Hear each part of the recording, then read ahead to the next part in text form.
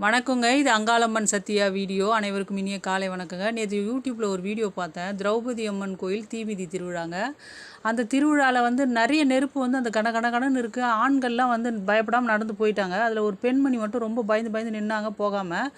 கூட்டத்துலேருந்து ஓடி வந்த அவர் கணவர் என்ன பண்ணுறாரு, அந்த அம்மாவை தூக்கிட்டு நெருப்பில் அப்படியே நடந்து போகும்போது 2 பேருமே விழுந்துடுறாங்க. ஏன்னா 2 பேருக்குமே ஒரு 50 வயசு தாண்டி தான் இருக்கும், வயதானவங்க தான். இப்போ இந்த கிழவனுக்கு கமெண்ட்டில் என்ன போடுறாங்கன்னாங்க, இந்த கிழவனுக்கு என்ன அப்படி ஒரு ரொமான்ஸ் வேண்டி கிடக்குது நெருப்பு மீதி திருவிழாவில் போயிட்டு, அப்படி அதனால தான் ஆத்தா தண்டிச்சிட்டா அப்படிலாம் போட்டிருந்தாங்க. ஆனால் உண்மையிலே என்னென்னாங்க, அவர் எவ்வளோ அவங்க மனைவி மேலே அன்பு வச்சுருந்துருப்பார் பாருங்கள்.